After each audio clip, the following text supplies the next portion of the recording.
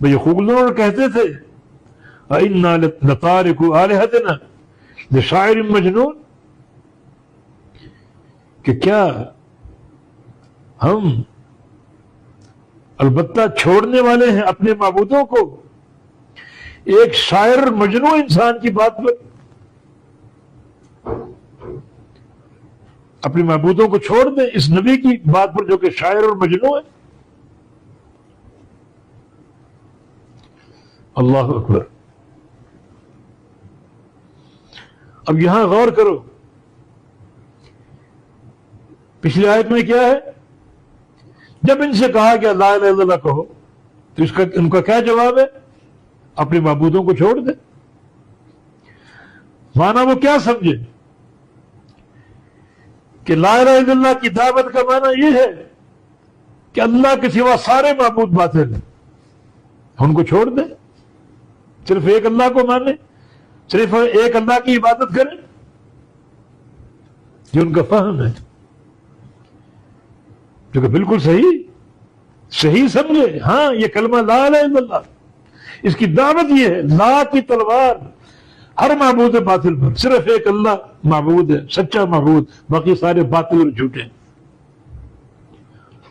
تو اس لا الہ الا اللہ کی دعوت سے مشرکین مکہ کیا سمجھے؟ جو سمجھے انہوں نے پیش کر دی کہ یہ محمد صلی اللہ علیہ وسلم نعوذ باللہ ساحر ہیں، دیوانے ہیں، شاعر ہیں، ان کی بات کو مان کر اپنے معبودوں کو چھوڑ دیں۔ یہ کہتے ہیں کہ لا الہ الا اللہ، اس کلمے کا معنی یہ ہے کہ کوئی معبود نہیں، صرف ایک اللہ معبود ہے۔ تو بھی لات و منات و عزیٰ، یہ باقی جو معبود ہمارے بیت اللہ میں 360 نصب ہیں، ان سب کو چھوڑ دیں۔ تو لا الہ الا اللہ کی دعوت سے وہ کیا سمجھے کہ اس کلمے کو مان لیا تو سارے معبودان باطلہ کو چھوڑنا پڑے گا۔ آج شرک کرنے والوں، کلمہ پڑھنے کے باوجود تمہارا فہم مشرکین مکہ سے بھی ابتر اور بدتر ہے۔ ان کا فہم صحیح تھا، قبول نہیں کیا۔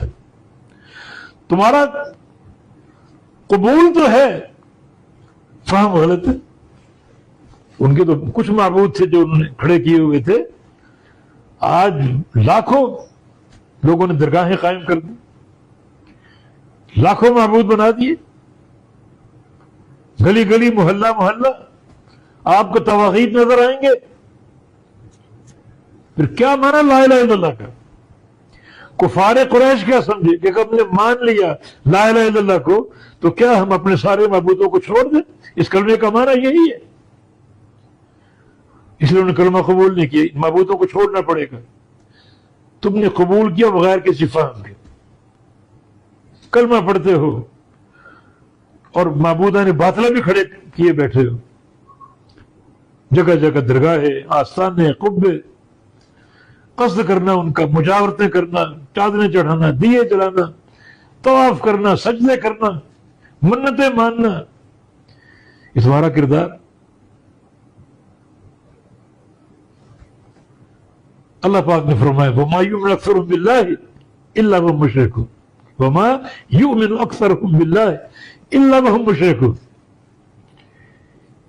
لوگوں کی اکثریت ایمان لانے کے باوجود مشرک ہے۔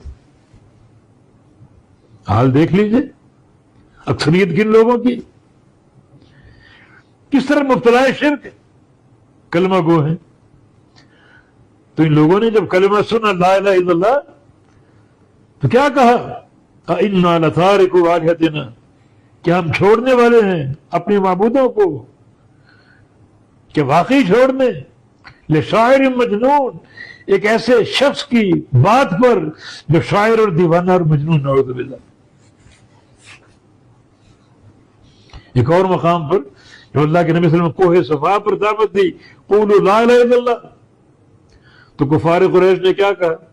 اجعل الآلہۃ الہا واحدا، محمد صلی اللہ علیہ وسلم کی دعوت کا معنی یہ ہے کہ معبود بس ایک ہی ہے، باقی سارے غلط، سب کی چھٹی۔ یہ ان کا فہم تھا، یہ بالکل صحیح تھا، قبول نہیں کیا، سمجھے صحیح، مانا نہیں۔ آج مانتے ہیں سمجھ نہیں ہے، طرح طرح کے شرک میں مبتلا ہیں، انواع اقسام کے شرک میں، اللہ ہدایت دے۔